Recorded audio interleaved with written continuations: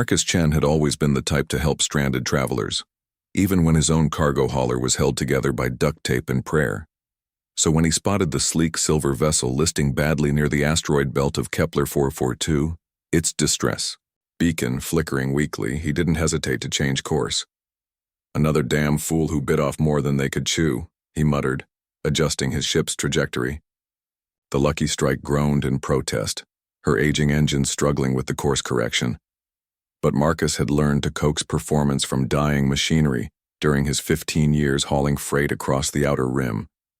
The damaged ship was beautiful, all flowing curves and crystalline viewports that caught the distant stars' light like diamonds.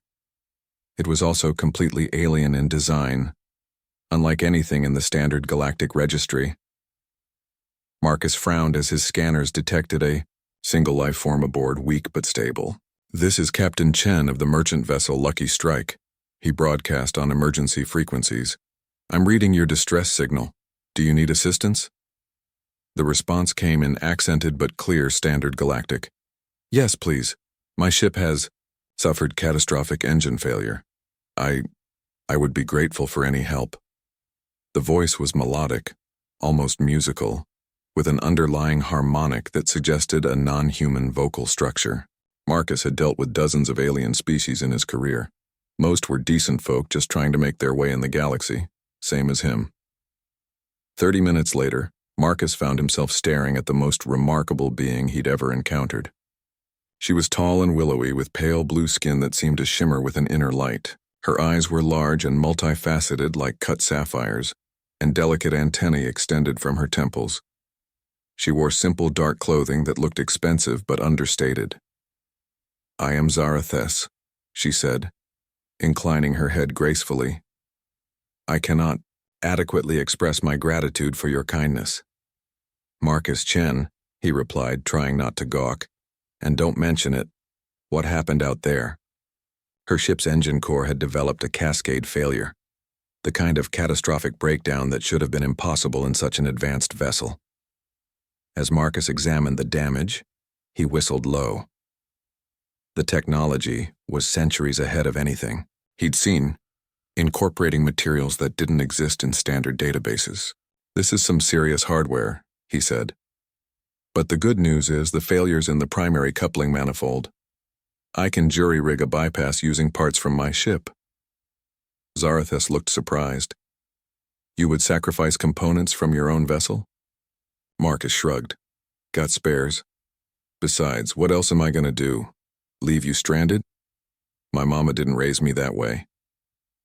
For the next 6 hours, Marcus worked in the alien ship's engine bay, sweating and cursing as he adapted human technology to alien systems. Zarathes watched with fascination, occasionally asking about his modifications. "Your species has an unusual approach to engineering," she observed. "Very improvisational. We call it making do." Marcus grunted, tightening a plasma coupling. "Humans are good at fixing things that shouldn't work with things that barely work. And you do this for strangers? Without expectation of payment?" Marcus paused in his work. "Well, yeah. It's the right thing to do. Out here in the black, we're all just trying to survive. Today I help you. Tomorrow maybe someone helps me." Something shifted in Zarathus's expression, surprise giving way to something deeper. "Your culture values this? Altruism toward unknown beings?" "The good parts of it do," Marcus said.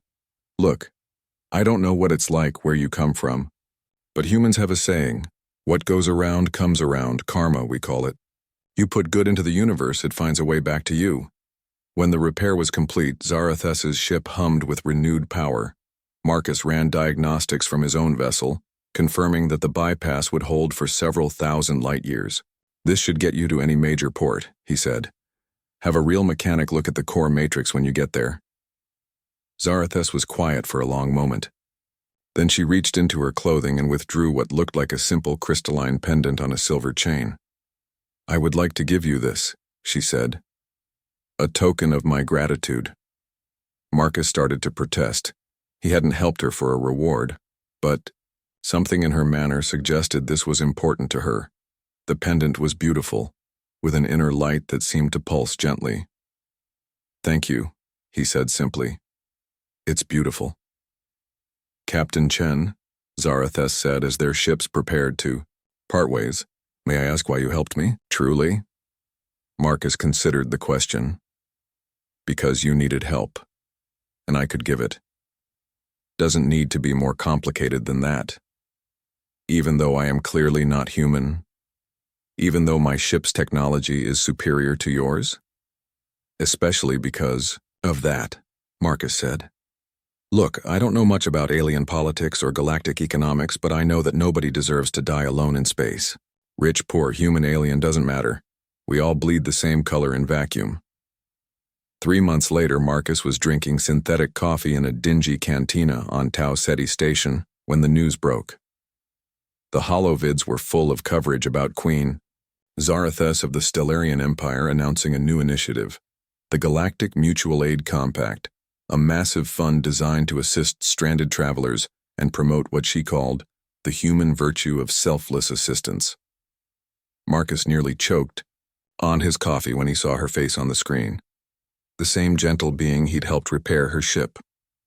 The news anchor was explaining how Queen Zarathus controlled the largest mining empire in 3 galactic sectors, with wealth that dwarfed most planetary economies.